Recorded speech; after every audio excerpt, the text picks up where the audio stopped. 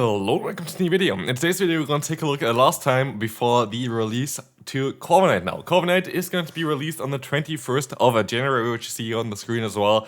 And this Pokemon got another move update, and I think this should be the final one because now it seems balanced and fair and solid. And so we're going to take a look today at this Pokemon.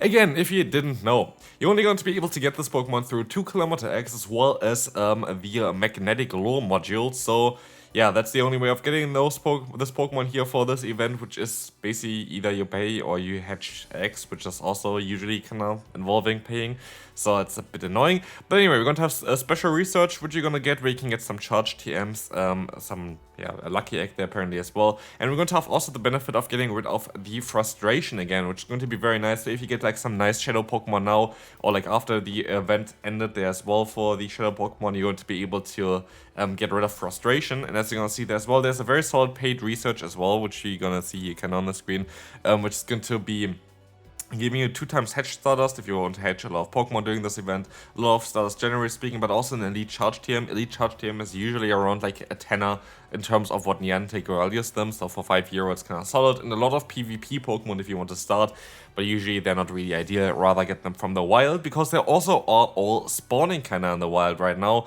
and they're all really, really good. This is a PvP centered event for sure. Like all of those Pokemon that are currently in this event is going to be around PvP, so you can't miss this one. And you're also going to get the most important PvP moves down here as well, which are legacy moves during this event, so definitely make sure to evolve all of those Pokemon other than maybe Clodsire. But even Iron Head is going to be very important now on the Corviknight, because it's going to be the cheapest move for this Pokemon, because Niantic changed this one quite a bit. And as you're going to see here, Corviknight is now on PV Poke as well. In the rankings, we're going to see this Pokemon at number 6 with Sky Attack and Iron Head. It got rid of Drill Peck and they added Sky Attack, and this is a very important decision, as they had Sand Attack. Sand Attack generates energy too fast for Drill Peck to still be on this Pokemon, because otherwise this Pokemon would be number 1 spot in the Open Great League by a mile, like literally. If this Pokemon would have still had Drill Peck at this point, it would be completely busted. At this point, it is just top tier meta. It is most likely S tier meta, and that is all that we kind of wanted. We want to have a Pokemon that is good, but not so busted that you're going to see it on literally every single team in a blind format, because it's so overpowered. Like, that's what people don't really understand when we ask for nerfs or whatever. We don't want the Pokemon to be absolutely garbage. Why would we? This is now where Corviknight is. We asked for a lot of changes. The changes happen now. It's at number 6 on PvPoke, and that is fine. Like, that's literally all we want. This Pokemon is going to be top tier meta. You want to have this Pokemon guaranteed, but it's not going to be like it's completely winning you every single battle. And with that, everybody would run this Pokemon at the same time, and you have the entire time just mirror matchups. So that is the main reason for this one. Corviknight is now balanced, as we have Sky Attack and Iron Head, which is a legacy move that you only can get throughout the event. Afterwards with an Elite TM, which costs €10. But also you can still have Payback here as a secondary charge move, which is going to be fine. Steel Wing fast move, Air Slash fast move, or the Sand Attack, and Sand Attack is definitely the best one of them. And so today we're going to take a look also at the IV spread. And there are going to be some interesting things that I found out. Here, that's basically on how you basically find for yourself what kind of Pokemon you want with certain IV spreads. Here we're going to have the first one, which is the perfect one. This is the rank 1 variant of Corviknight at 0, 13, 14. The next one is going to be basically a high defense variant. This is going to show you basically what kind of bulk points you could hit if you want to hit them. So bulk points means that the opponent's fast move does 1 less damage on a certain Pokemon. Next one is going to be what happens if you have a certain high enough HP stat. Can you survive some hits? Is the lower bulk point important or not? And then we're going to have some variants here already. Here, this is going to be a high attack variant, which can show you what kind of break points you might get, which especially is important for Sand Attack. Sand Attack is a 1-turn fast move. Break points are the most important the lower the turns are, because it makes a bigger difference if you have a 5-turn move that, like for example Incinerate, that instead of 15 damage does 16 damage, or if you have a 1-turn move that does instead of 1 damage 2 damage. That's a 50% increase instead of like, well, like I don't know, 8% increase or something for the other example. So 50% increase is kind of ridiculous for a Sand Attack, so it's kind of important to have certain matchups. And you're gonna see a special one at the bottom here already, which might be a one that you might want to take a look at as a specific IV spread. We are not going to talk about this yet, but as you're going to see here, that's the top 4 yet that you can get there as well, and we'll see a difference in between them. The first one is the rank 1 one has the best average rating, which is what we kind of expect. What we like usually the rank 1 has usually the best average rating. What we want to see is on how specific matchups can change. And for example, here I actually have the 2-shield scenario. I kind of want to rather look into the 1-shield scenario first. We're gonna see here as well still that the normal one has the best one. But what we see already is here's the win, loss, and draw record. And we see for the Corviknight that has a high attack stat, you're actually going to be able to have 22 wins and 17 losses, which are 2 more wins than if you have the perfect IV spread. But the average rating is lower because you have less bulk and less HP to begin with. So if the opponent gets rid of HP, it has more impact on the average rating, generally speaking. But here, this one allows you to win more matchups. And then we can take a look here at the break points and bulk points, and then you would see what kind of matchups you have there. But we can already take a look at a very specific IV spread that we see here right now, which has, in the 1-shield scenario, the same record as before, but better average rating than the 15, 4, and 3. And this is going to be 5, 4, 1. And this seems like a very weird IV spread for you, right? And it's a very weird IV spread, but it has one tiny benefit where I'm not even too sure if it is going to be the best benefit, but we'll talk about this here. There are going to be some Pokemon that you're going to lose, for example, Greninja, but Greninja is not really that common of a Pokemon. For Relegator in the normal variant, you usually only can win here if you have a really high attack stat, apparently. But then we see here the main reason why I wanted to have a different IV spread, and this is Diggersby. Diggersby is one of the most common Pokemon, and there is a way of breaking this Pokemon with Corviknight with a specific IV spread. And we're gonna take a look at it here as well. I can just close this one again. Here, this is the rank 1 IV spread, and we will see here that you're going to lose in every kind of scenario against Diggersby.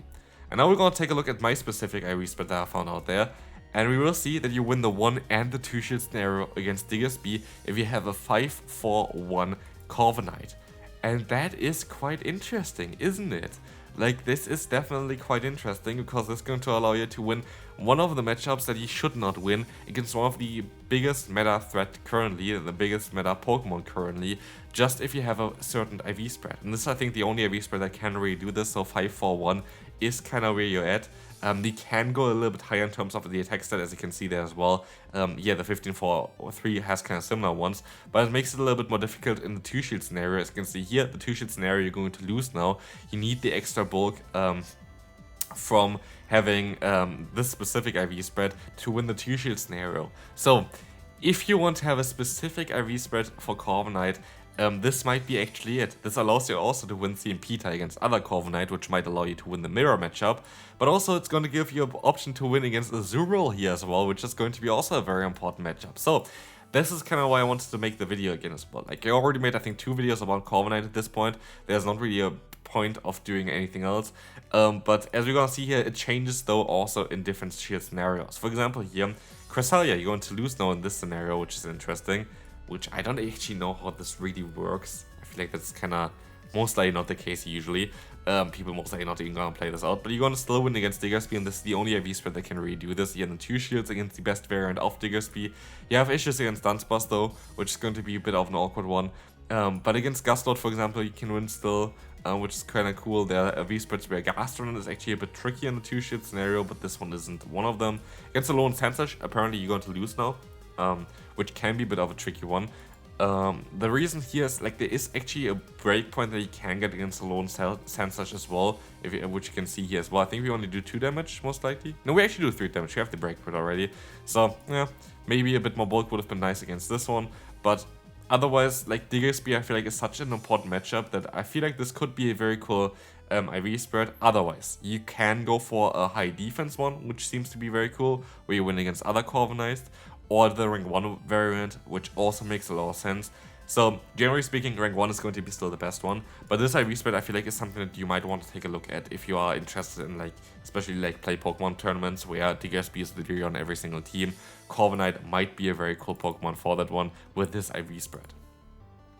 Otherwise, we're going to move on already now to the next bits here. We're going to see here, for example, on how Corviknight with the new V-spread is going to compare to the other one. There's some matchups that you're going to lose here, apparently, in the 0-1, but Diggersby is one that you can win, and also for Relegator, apparently, which is kind of nice.